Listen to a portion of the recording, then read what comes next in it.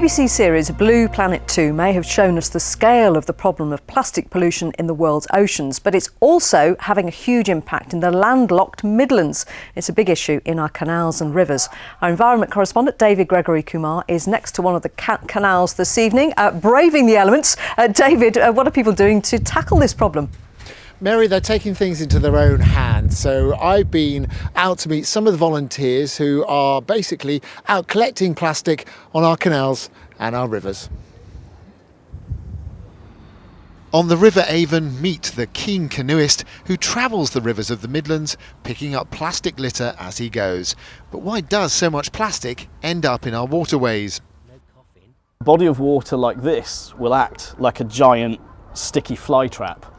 So as soon as someone discards a plastic bag or a paper cup and the wind takes it, the minute it hits the water, that's it. It's stuck and it's there for a long, long time.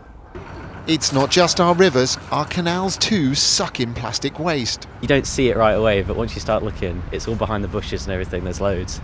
These are all full. We've got a couple that are not full, which probably will be by the end of the day. On a stretch of canal in Birmingham, student volunteers from Birmingham City University are breaking the ice and grabbing as much rubbish as possible. Most of it is plastic. A canal lock is a really good way to assess the impact of plastic on the canal network, because when they're drained for maintenance, on average the Canal and Rivers Trust find 150 plastic bags in every single one. But it's not all plastic bags and crisp packets. And you never know quite what you're going to get out of the canal, so we've had everything from artificial legs to safes to coffins. Our canals and rivers may attract a lot of plastic waste, but they also attract volunteers who want to do something about it.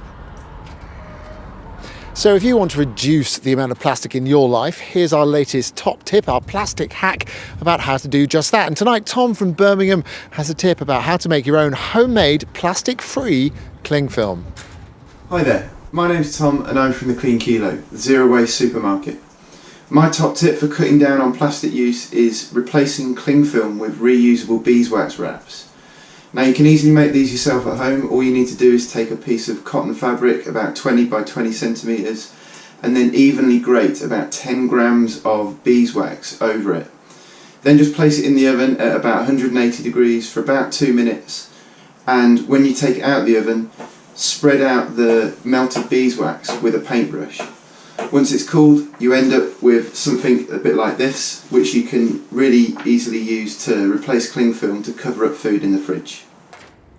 Let us know if you try out Tom's tip. We'll be interested to see if it works for you. Now, on tomorrow's programme, you know the 5p charge for plastic carrier bags. Well, have you ever wondered what happens to that money? Well, in the Midlands, in Birmingham, there's a charity that handles all the cash raised by the plastic bags sold in Tesco. We'll be looking at what they've been doing with that cash and how your community can get a slice of that money too.